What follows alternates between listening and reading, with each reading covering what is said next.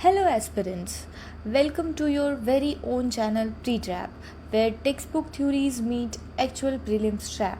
So let's begin with question number 1. With reference to the evolution of colonial education policy in India, consider the following statements. Number 1. The Charter Act of 1813 was the first time the British Parliament explicitly allocated funds for the promotion of modern science, ending the total neglect of education by the East India Company. Number 2. The Woods Dispatch of 1854, while proposing the establishment of universities in presidency towns, categorically rejected the downward filtration theory by the prioritizing the education of the masses.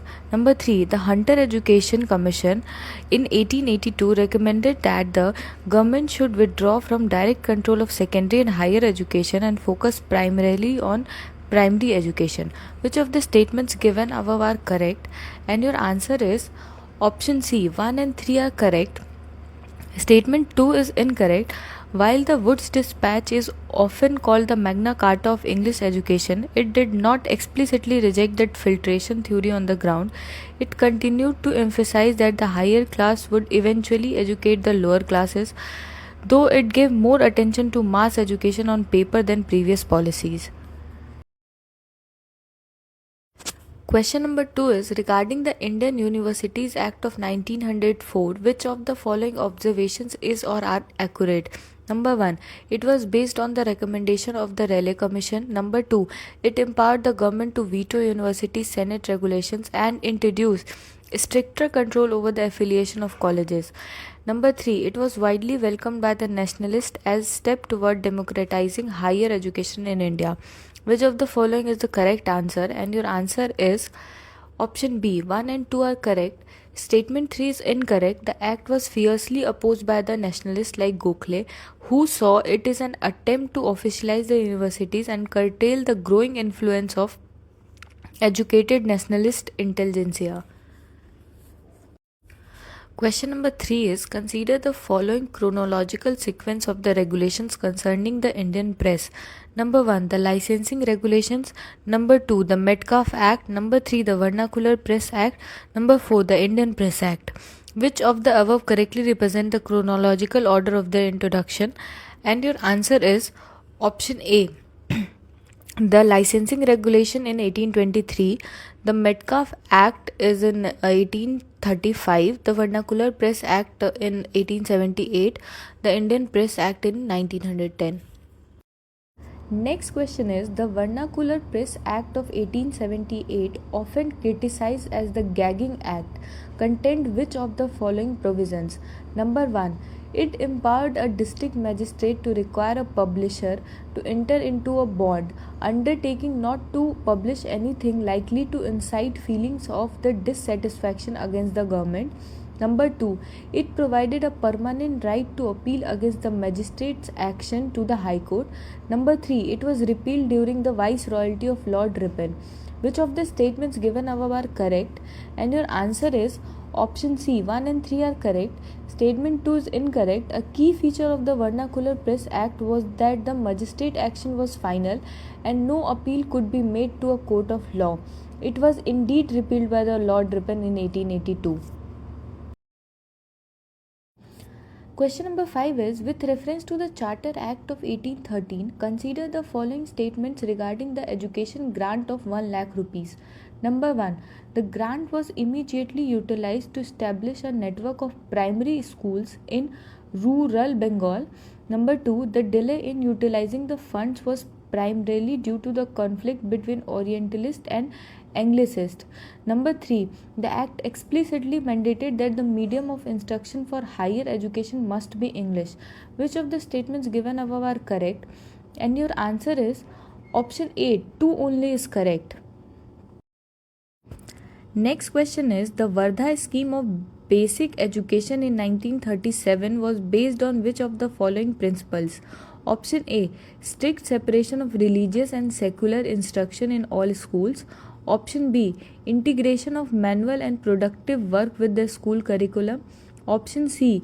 Compulsory teaching of English as the medium of instruction at the primary level. Option D, complete state funding for all private educational institutions. And your answer is option B, the Vardha scheme emphasized learning by doing and manual labor. Next question is, with reference to the Sargent Plan of Education in 1944, consider the following statements. Number 1, it proposed a universal, compulsory and free education for children between the ages of 6 and 14. Number 2, it was the first educational plan to propose the abolition of the primary-secondary divide. Number 3, it was accepted and implemented by the British government immediately after the end of World War II. Which of the statements given above are correct? And your answer is option A, one only is correct. The Sargent Plan was a comprehensive vision, but it was not implemented due to lack of funds and the impending end of the British rule.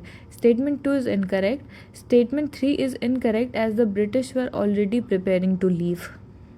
Next question is, the Sadler University Commission in 1917 made which of the following major recommendations? Option A, universities should be teaching and residential bodies rather than purely examining ones. Option B, the introduction of competitive entrance exams for all colonial universities.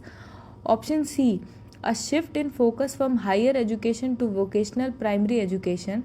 Option D, immediate transfer of all education portfolios to the Indian ministers under diarchy.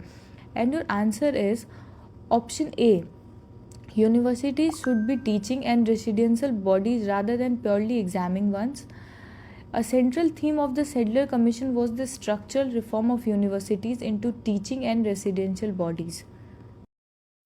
Question number 9 is, the Curzon's resolution on educational policy in 1913 was notable for option A, introducing the concept of national education for the first time.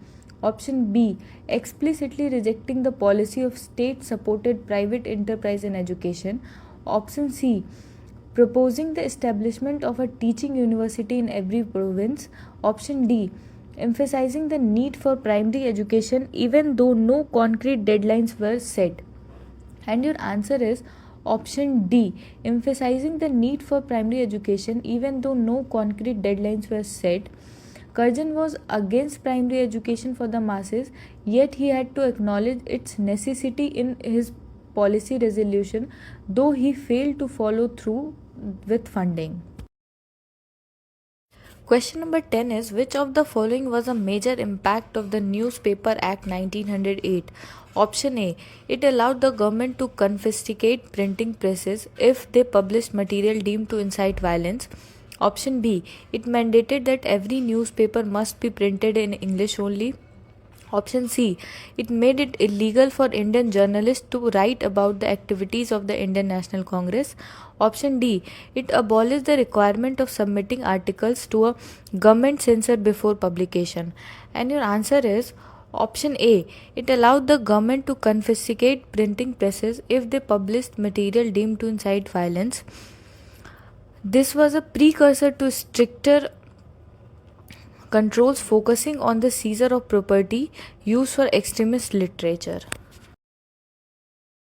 Next question is, during the First World War, the British government introduced the Defence of India Act 1915. How did it affect the press? Option A, it allowed for the complete suspension of all vernacular newspapers. Option B, it provided for the strict censorship of news related to the war and political activities. Option C, it encouraged the press to write against the central powers. Option D, it made it mandatory for all newspapers to declare their financial sources to the Viceroy. And your answer is option B, it provided for the strict censorship of news related to the war and political activities. Wartime necessity led to the use of Defence of India Act to muzzle political dissent. Question number 12 is, consider the following regarding the Press Inquiry Committee in 1921. Number 1, it was formed under the chairmanship of Sir Tej Bahadur Sapru. Number 2, it recommended the repeal of the Press Act of 1910 and the Newspaper Act of 1908. Number 3, it was fully accepted by the British government, leading to the repeal of these acts in 1922. Which of the statements given above are correct? And your answer is option D. All three are historically accurate. The committee was a response to the outcry against the 1910 Act. Next question is, the Indian Press Act of 1931 was enacted by the government primarily to option A. Counter the rising influence of the non-cooperation movement. Option B. Suppress the press during the civil disobedience movement. Option C. Regulate the growth of cinema as a form of the press. Option D. Prevent the publication of news about the Jallianwala Bagh massacre. And your answer is option B. Suppress the press during the civil disobedience movement. This act was specifically a reactionary measure against the intense nationalism seen during the salt satyagraha and civil disobedience. And last question is, which is easy one, the licensing regulation of 1823, which significantly curtailed press freedom, was associated with which of the acting governor general? Option A. John Adam. Option B. Charles Metcalfe. Option C. Lord Amherst. Option D. Lord Hastings. And your answer is option A. John Adam. Now we have reached the end of the session for today. I hope these questions are helping you in your revision and surely an eye opener for both beginners and repeaters in how to approach for questions. Thank you. See you tomorrow in the next video.